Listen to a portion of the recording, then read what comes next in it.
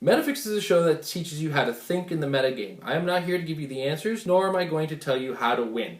Metafix teaches you how to play in the metagame and how to react around the metagame and what is in the metagame. If you're looking for the answers, try HC Realms, check the forums, they have all kinds of neat toys and tools and teams being brought up, and check the results of a lot of the ROC tournaments or any Worlds tournaments to see how teams played out and what teams were used for. I'm just here to help you think.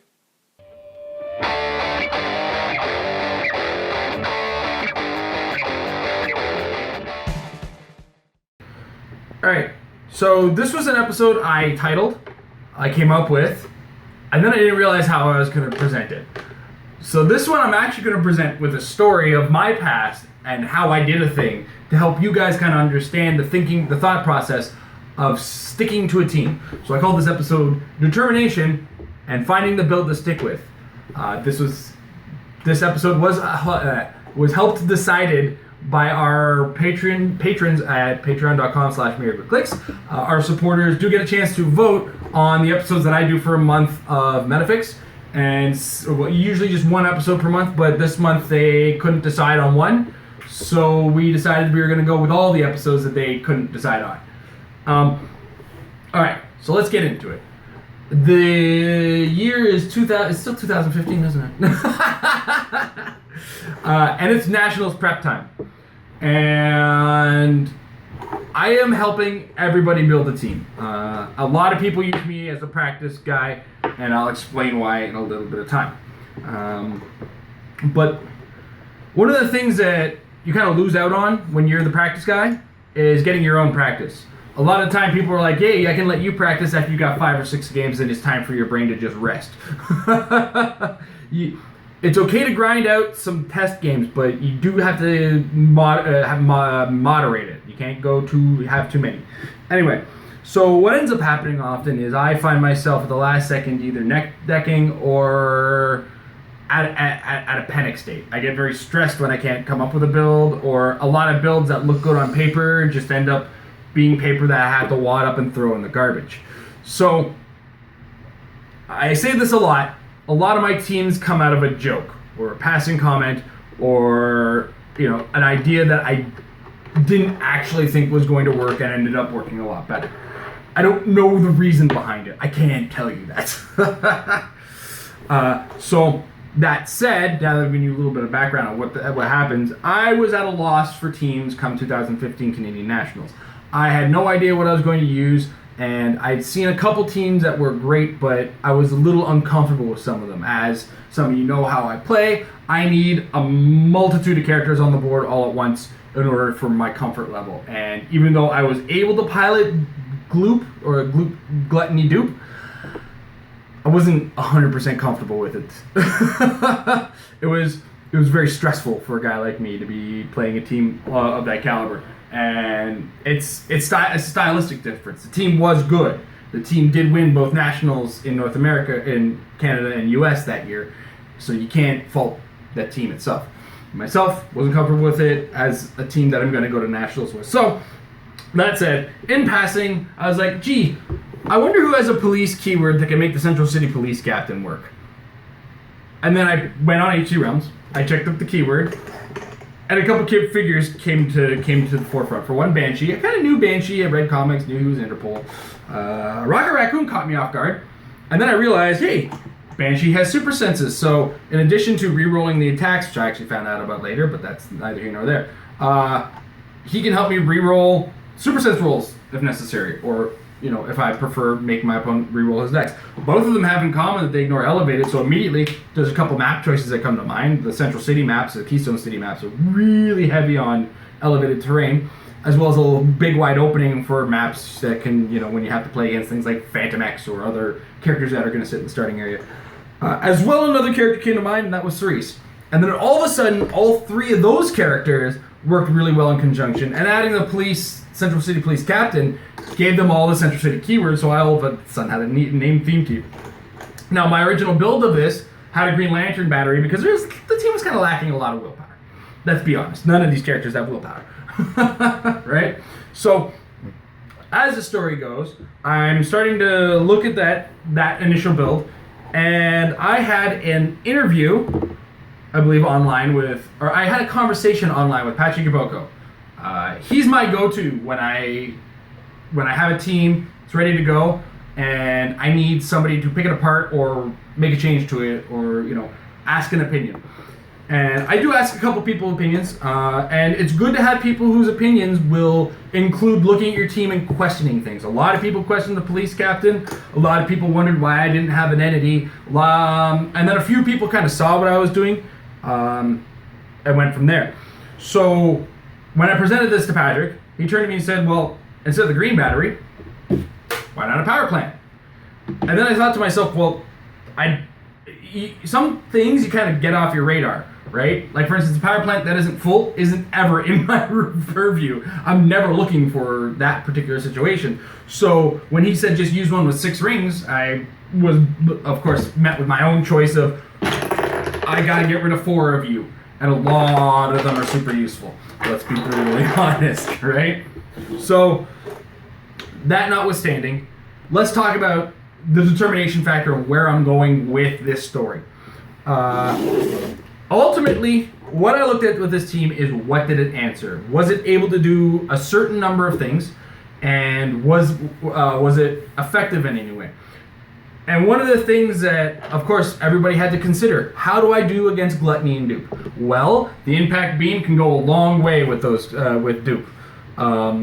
Dupe, unfortunately, doesn't have a whole lot of protection against multiple damages coming from a knockback, because Dupe's power relied on damage being dealt from an attack.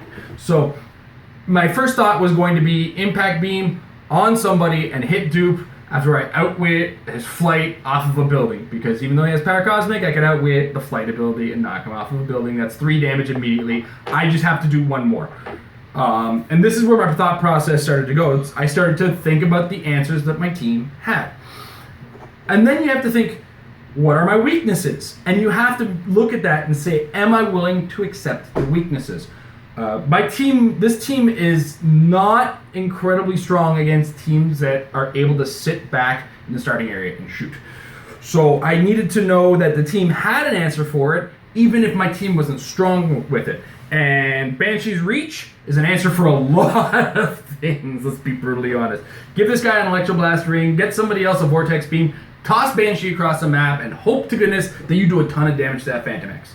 At the time, of course, Iron Pharaoh wasn't in the picture.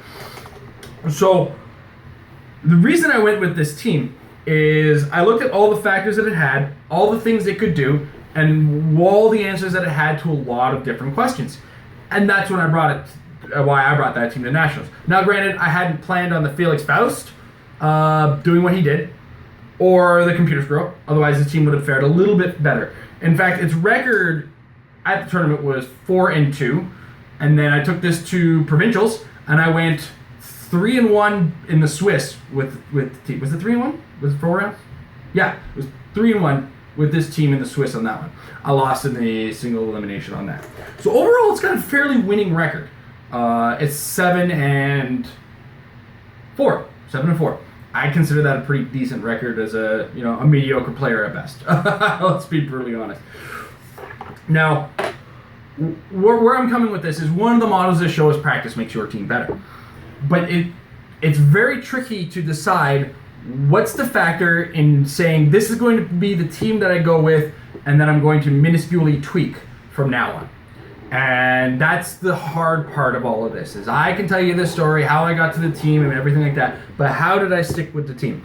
And the best way I can possibly describe how to come up with that decision is, step 1, watch the ROCs, watch what people are playing. Not necessarily just the first place player, because the first place player will have a good team, but the second place player is also going to have an equally good team. Right down to the top 4, even the top 8, have teams that are successful to enough of a degree that are worth looking at. One reason is that other people are going to look at that and either bring their own version of that, tweak that, or just full-blown copy that. So you know then what you have to practice against. So you take your team that you've built and throw it against a wall of those things. And this is the Heroclix version of throwing science against a wall and seeing what sticks. Not necessarily everything is going to get through everything, but if you can get through a higher percentage of wins than losses, that's where you start to take that team and build on that. Now, also my whole idea of determination and practicing with that team comes from an old school mindset. When I was in Magic the Gathering back in the day, I didn't have a lot of money. I didn't have an income of a great deal. In fact, Magic basically started to kind of loop into itself occasionally, where I get top 2 in tournaments, I get, a $5 entry fee, or part of the fees, and then buy packs with that, store credit or whatever, right? So thinking budget mindedly is where practicing really comes in. As well, you gotta know when it's time to drop a team. And that's looking at matchups and not necessarily taking a loss and saying, well, I gotta drop this team. It's looking at a loss and seeing, was it something that you did in that loss, that practice loss, that you failed to do that would change the outcome of that? Or was that just bound to be a loss and there's nothing you could do about that?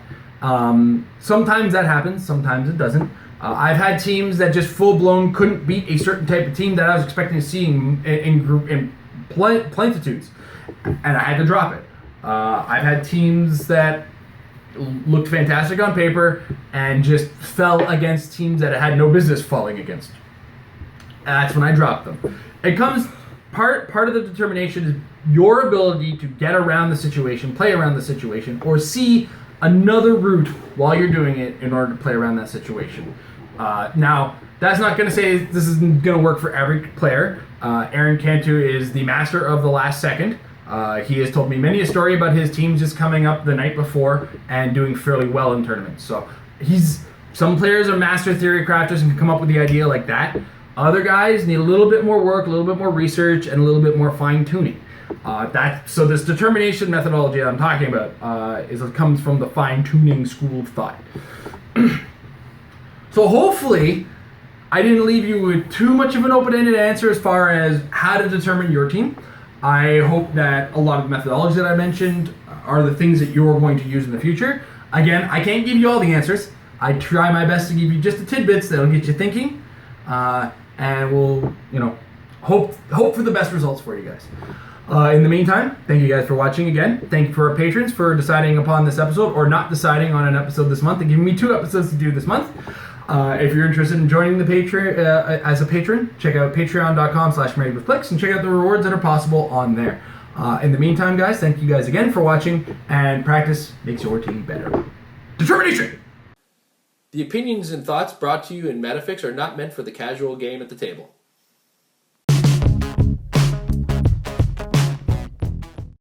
Married with Clix is brought to you by Majestic's Heroclix sales down Costa Mesa, California. Right now, they're in the middle of storefront change. In the meantime, don't forget to check out their eBay store. If you check the link down below, they always have great Heroclix stuff at fantastic prices, and they'll ship just about anywhere.